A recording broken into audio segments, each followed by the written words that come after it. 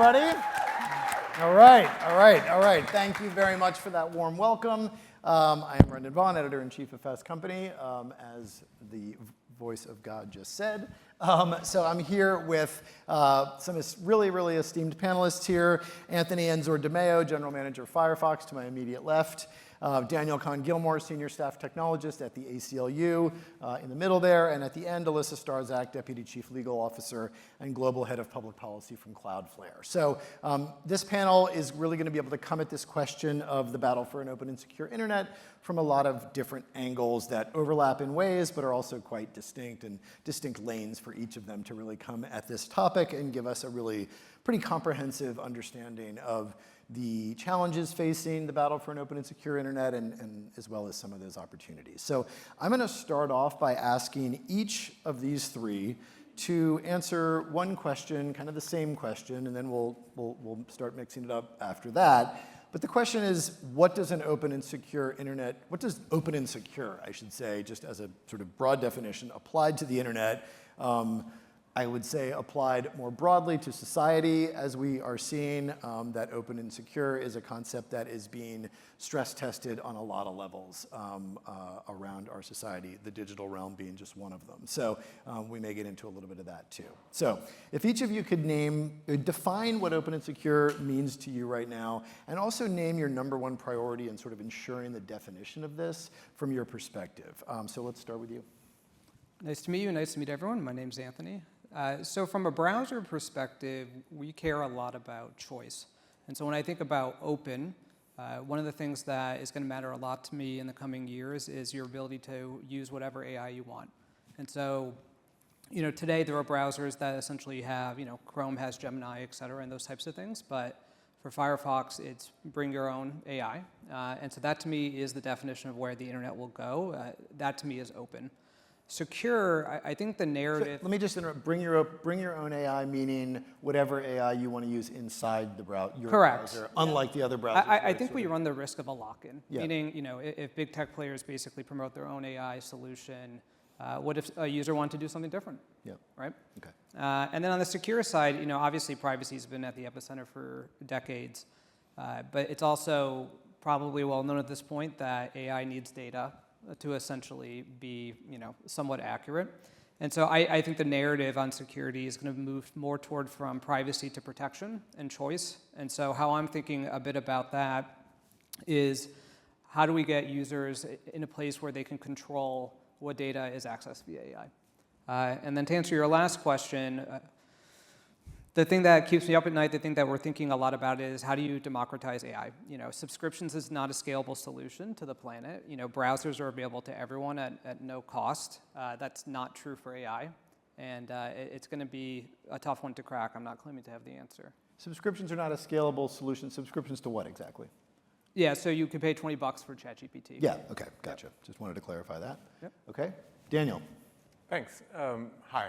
So I'm concerned about privacy and about censorship as two sort of top-level concerns in terms of making the internet remain open and secure. Timely concerns. So those are increasingly challenging on the internet. So I want people to just think for a second about the ability to actually do anonymous or pseudonymous connections on the internet, to retrieve data without letting people know who you are. And I worry that that's going to go away. Already we're tracked across the internet in many different ways. But some people here, probably most people here, have at some point used some sort of pseudonymous ability to mask who they are, whether that's a private browsing mode or incognito, or you use the containers, which Firefox has, or you use Tor browser, or maybe you have a second email address and you sign up for some services with one email address to try to separate them out from other ones. That ability to have that pseudonymity helps protect you because maybe you want to go look up some medical condition, right? Maybe you want to research a uncomfortable political opinion. Maybe you want to look up where a protest is going to happen. And if you are obliged to identify yourself in order to basically access information, then that becomes incredibly problematic, right? It means it's both a privacy issue and a censorship issue, because I think when people feel like they're identified and potentially at risk, If you want to look up reproductive health care right now, there are places in this country where the act of looking up reproductive health care feels risky. Right. And so I want to make sure that people will continue to be able to look up information and have sensitive conversations without having to identify themselves to the underlying infrastructure. And my concern is that what we're seeing is a push towards digital ID infrastructure. And that's government issued, typically government issued IDs, although in some cases there's privately issued IDs. And you can imagine just putting your driver's license in your phone. Some of you may already have done that. Some states in the US are already rolling that out. And then the folks who offer infrastructure on the internet can simply ask for that. And as the friction goes down to ask for an ID, the easier it is to ask, the easier it is for someone to give, the more we're going to be sort of doing this papers, please situation, where you have to carry around your identity everywhere you go. And good luck having a pseudonym if every time you connect to something on the internet, they ask you for your ID. If you have 2 different email addresses, those are somewhat separate. If you're using the containers, those separate out cookies and things like that. But if every site you go to, even when you're in a different container, asks you for your ID, you only have the one ID. And so I'm concerned that as digital ID infrastructure is rolled out, and as we have more and more pressure to identify ourselves as clients on the network because of demands for data, to know where you're located, because of age assurance requirements, we have increasing pressure to do those kinds of identifications. At some point, you're not going to be able to use the internet to actually look things up that you would feel uncomfortable about for yourself. And so that's a privacy issue and a censorship issue because people will keep themselves from having that conversation. So, I have a bunch of asks that I would like to ask browser vendors, that I'd like to ask server operators to think about as we roll out these technical specs. They're going to change what we can do and how we can defend ourselves and how we can defend an open information infrastructure. I have a follow-up to that. I was going to hold it, but I'm going to just ask it now. Does the public care enough about privacy, or do they care too much about convenience? So the public definitely cares about convenience, but I don't say this in a dismissive way, right? I was just talking with a colleague recently about, they have 5 different chat apps, right? They have iMessage to talk to their friends in the US. They have WhatsApp to talk to their friends in Europe. They have Kakao to talk to their friends in Korea. And then, of course, I want to talk to them using Signal private messenger, so they have Signal. And it's a mess. But no one's choosing those apps on the basis of their security, of their metadata leakage. They're choosing the apps on the basis of where the people are. Yeah. We have things we want to do on the internet, and those are legit things. And so people will take the paths to get the job done that they want, until we get to the point where it feels too dangerous to do it. I mean, I wonder how many people in this audience have ever decided not to look something up on the internet because they didn't want it to follow them around, right? Now imagine that with a single unique super cookie, one identifier that's going to follow you everywhere.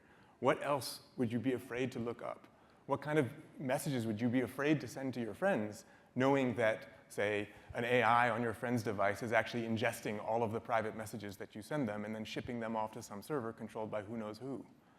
So I'm really concerned that we're going to be in a situation where it's, because of the way the infrastructure gets built up, we have an increasingly difficult ability to have the sort of cultural ferment of dissent and experimentation and deciding who you want to be by looking around at things that maybe you don't feel comfortable being collapsed into your one identity right now. Okay, thank you. So we have Anthony really kind of focusing on user choice and browsers and how AI is going to intersect with that. Daniel really focusing on surveillance, censorship. Alissa, over to you. Well, I have so much to say about Daniel's comments, but I actually want to step back in time a little bit to when Cloudflare was first started back in 2010, because it's a kind of a good reminder of what we thought the internet was going to be, right? It was going to connect the world. It was going to do all of the things where you could communicate with anyone. It was going to let you put your views on and see other people's views and find your communities. And I think when I look at the world now, I worry that we're in a very different place. I think on the security side, Cloudflare was sort of founded recognizing that maybe the internet that was built back then could have been more secure and that we could layer security on top of it and actually improve the security situation. But now we sort of, and our mission is to help build a better internet based on that premise. I think now we look at the world and we see 2 really large sets of concerns. And actually, I think they feed into both of those, both of your comments. We see a world where governments around the world are trying to impose sovereign control on their version of the internet. So not one big internet, but lots of little internets around the world that all look a little bit different based on the idea that a government wants control over what's happening within its borders. And that sometimes gets into the digital ID side. You want to control what your citizens can see. You want to think about age verification. All of those pieces actually fit into that component. And then the other risk is we're now in a world where AI is coming, right?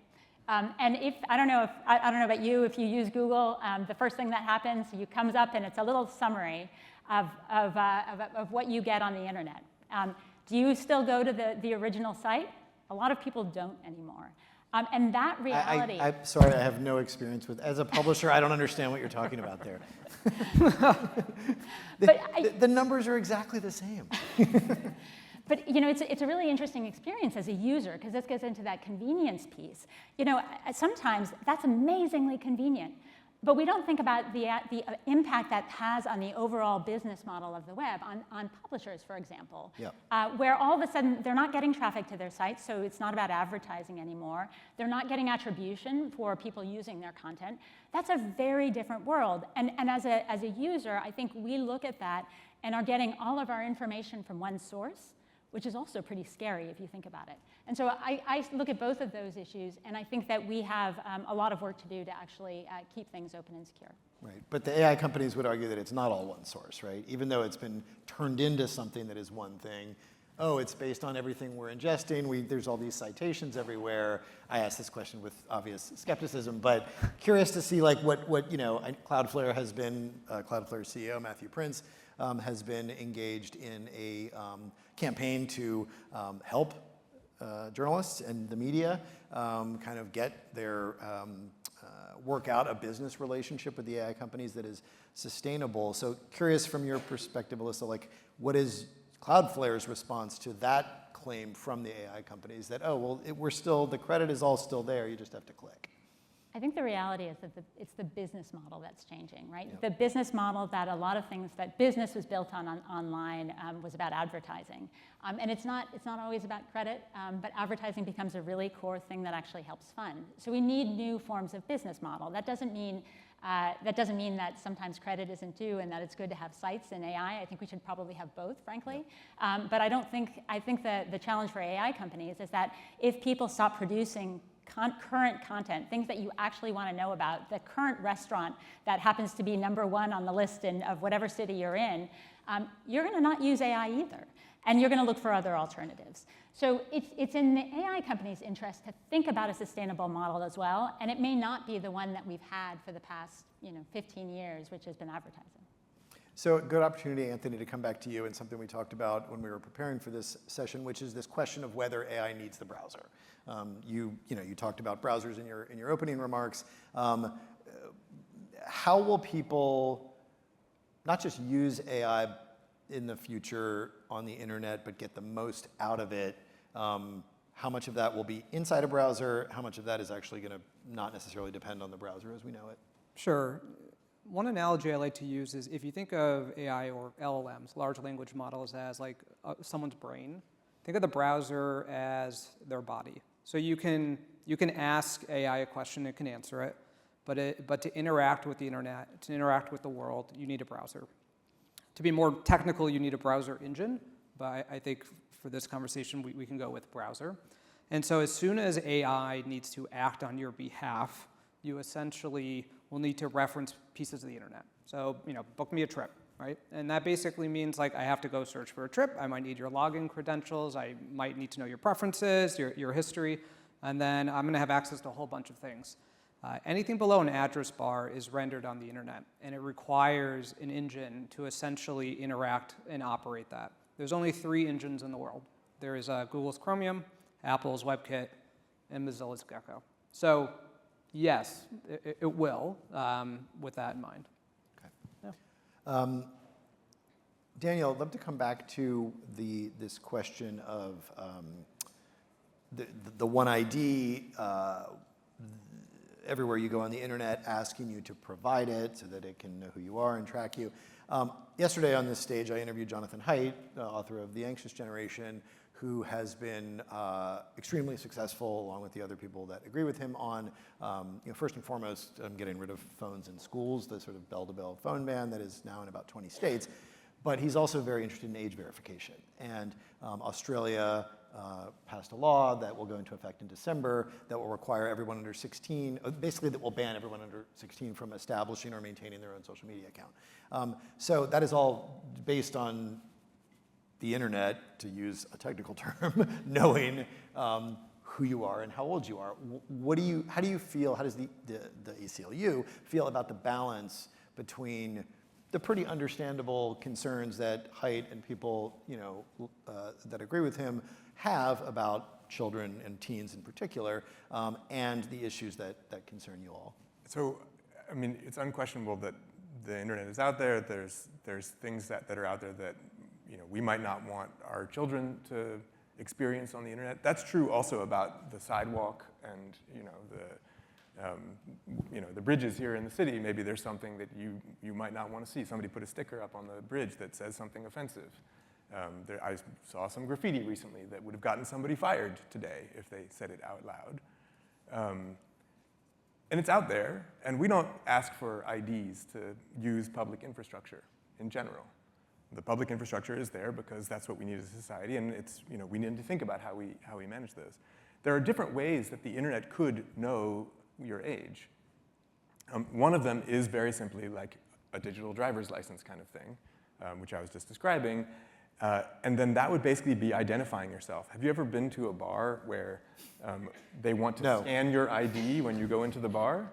Yeah. What are they doing with that information when they scan your ID, right? Right. And I understand why they want to see your ID to go into a bar, but really they only need to see the year when you go into the bar. I mean, some of us have a gray beard. You only need to see my chin, but just seeing the year should be enough. And yet they say, well, no, we want to take that, we're going to scan it, and then we'll do something with it. You don't know what. So imagine if age verification worked like that on the internet. And any web resource that might have anything that anybody thought was potentially problematic for any child required you to show it. That would be sort of the worst, one of the worst possible outcomes, yep. Right? We don't all agree about what is problematic for children, right? I might be fine with kids learning about the fact that some people have two mothers and other people have a mother and a father, other people have two fathers. I'm fine with that. I don't think that any kid needs to be shielded from that. There are people who think that they should be. Right. I am upset about kids seeing arbitrary violence, personally. And there are other folks who are like, no, kids see violence all the time. That's probably not an issue, right? So we don't all agree on that. Right. Also, kids don't have driver's licenses. What are we doing here, right? Like, at what point do you get an ID that allows you to be online? What if you're undocumented? Are we going to say that undocumented people are not allowed to access resources that might be problematic for kids, even though those undocumented people are older? There's a whole bunch of potential problems there, even if we make the most privacy-preserving age assurance mechanism available. And there are more privacy-preserving age mechanisms available. They are not what is currently being rolled out, but there are mechanisms that you can use to prove that someone is above a certain age as attested to by a particular government authority. We can talk about the jurisdictional issues there. Which government authority? I'm sure Cloudflare has to deal with that. But the fact that we are rolling these systems out without using even the most privacy-preserving mechanisms that we have, things like zero-knowledge proofs, the fact that we are considering even rolling these things out without adopting the most secure mechanisms, most privacy-preserving mechanisms, is a red flag to me.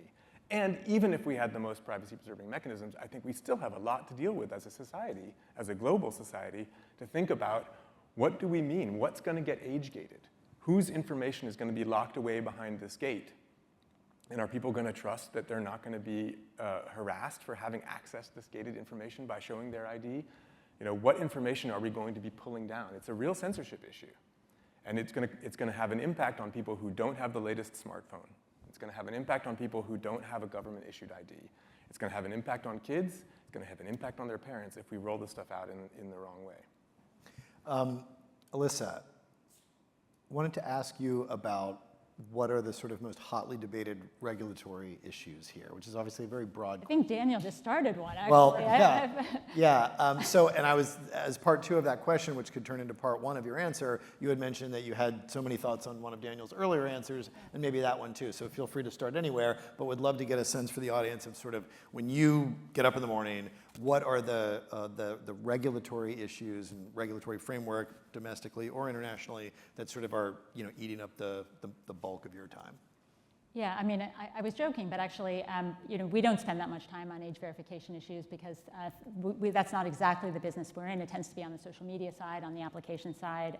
At the same time, we do think a lot about privacy-preserving technologies, and I just do want to answer that piece a little bit. I think one of the challenges from the regulatory side is that there hasn't been a demand for it necessarily, right? So if you had legislation out there that said, okay, we really want to do these things, you got consensus around it, and then you said, let's figure out how to do it in the most privacy-preserving way, that would be a different result than the one that I think we see. And I think that does get into a regulatory challenge. I'm not saying that's necessarily the right result. I think it depends a lot on how you see the role of thinking about monitoring what kids do online just in general.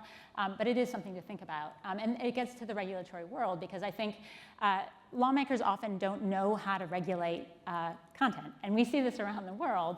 They have this view that content should be restricted, but they don't actually know how to do it. And they don't know necessarily what should be and what it looks like. And we're seeing an increasing trend, and this is something that wakes me up in the morning in a little bit of a cold sweat. We see this increasing trend where things are coming into the infrastructure. So I started with the idea of the internet as a big, open, interconnected world. What we're seeing is that people are saying, hey, maybe that wasn't such a good idea. Let's think about core internet infrastructure, things that have been the basis on which everything has built, and let's think about changing them so that we can do things in our country or restrict what access in our country in the way that we want. So think about that as a world of blocking VPNs because you don't want people to be able to access content in a privacy-preserving way, or changing core internet technology in a way that modifies it for your country. Those are fundamental and are sort of undercutting the big thing that we built that was such an incredible boon for our economy, but we don't talk about them enough, and regulators really haven't thought about the consequences. So that is a big trend that worries me a lot. Okay. Daniel, I want to come back to you before we get to our final question for all 3 panelists. Another thing we discussed ahead of time was dynamic pricing, and specifically how dynamic pricing, which is already out there. Obviously, it's been around for a long time with rideshare. We all know about that. But it's spreading, right? It's spreading to different industries, different product categories, products and services that we all buy that have never been subject to, or at least that we're aware of, subject to a price based on what the machine knows about us. That is coming. It is here in a lot of ways.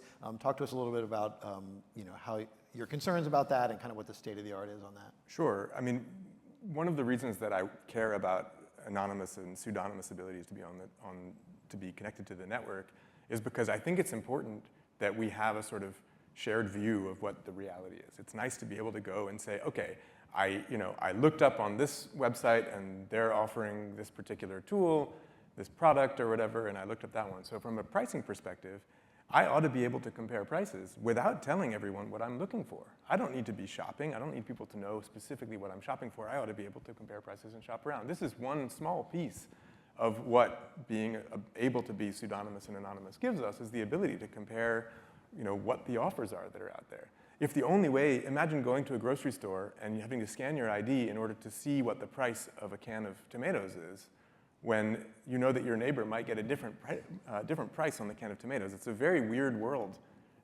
to imagine. And yes, there has always been dynamic pricing, but if everyone is required to identify themselves, that makes the vendors, that gives the people who are selling stuff a chance to amass a huge dossier, right? Now, I'm concerned also about that dossier being used by authoritarian governments, right? I'm concerned about that dossier being used to decide whether or not you're hireable, right? I'm concerned about a number of different ways that kind of information can hurt you, but differentiating pricing on the basis of your identity is just one of those different ways. So we've got one more question. We've got time, but sort of medium speed round, I would say. Not crazy speed, but just a minute or so each, maybe a little more. I would love to hear a prediction from each of you about the future of the internet through the lens of your areas of focus, areas of expertise, that either excites you, terrifies you, or perhaps both. Sure. From my perspective, I think what you're going to see over the next couple of years is a convergence of AI in browsers. That's no surprise to anyone. But I think what's a little tricky here is those best positioned to win are the same big tech players that we all know today. And we're going to start getting in a world in which if they're controlling recommendations, search, access, and information, that's a pretty big concentration of power. And so I think we're going to be navigating these ups and downs of AI for quite a few years, frankly. I won't have claimed to have figured it out myself. I think we're all working on it. But I think that terrifies me a bit. We love competition. We obviously love open source.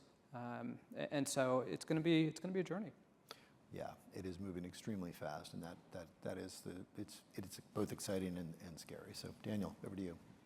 Yeah, I mean, I guess the vision that I'm concerned about is, I mean, you've probably all heard the term filter bubble, right? I'm concerned about the filter bubble becoming a cage, right?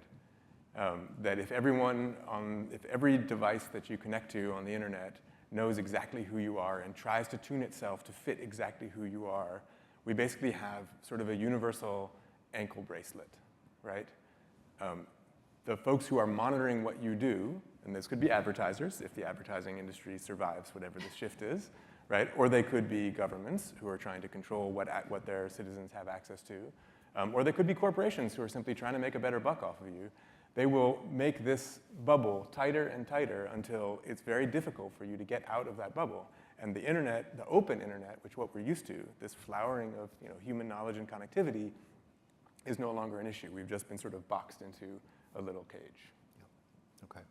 That is, in fact, viscerally terrifying. So that's a very good, I love that phrase, the filter bubble becoming a cage. I mean, I don't love that phrase, but you know what I mean. Alissa. So I have to say, I'm a lawyer, and lawyers tend to be pessimists, but I can't. No. I feel like we have to end on an optimistic note. So I am going to put aside all of my biases and try to end on an optimistic note. I actually do think that we will come up with solutions for a lot of things. I think we will come up with a new solution to make sure that there is a future for journalism that doesn't involve necessarily direct advertising. I think that we will come up with a future of that enables some version of privacy that we'll have to think through. But there is opportunity in all of those areas. And I think that's the reality. I think from a business standpoint, businesses look for places where there is opportunity. And if we can make that opportunity positive and a future that we want, businesses will see that and they will move to those areas. So I want to be, again, I want to end optimistic. Okay. And I think we will come up with new business models that we don't anticipate today and new forms of privacy that we also don't anticipate. I agree with that. I mean, there are opportunities, but they're going to require hard choices, right? So for example, if you operate a browser, you're going to be pressured to link into digital wallets and just let any old website ask for any old ID. Right. We know that people will click yes. Right. I mean, we saw what happened with the GDPR. So there's easy. the cookies thing. They're out of the way. The browsers are going to have to put friction in the way of that to stand up for users' privacy and say, are you sure this is the right thing to do? Or even just not let it happen at all, right? We don't let people connect to websites that don't have a proper HTTPS certificate anymore, right? Speaking for Firefox, we do have a history of that. Right. No, I appreciate that. But that, you're going to be up against competition who's like, actually, we don't care. We are the big surveillance engines, and we'd like to capture it all. And you have to figure out how to compete with that. And for server operators, you guys are going to need to figure out how you encourage the folks who you host to not ask for everything that they don't need, right? And what are the incentives we can put in place to make that happen? And what can you build? I mean, I think we do look at that. What can you build to actually make it better? Yeah. Good end note to end on. Let me get my English language correct there. Thanks, everybody. This was a fascinating conversation. Thanks to our panel.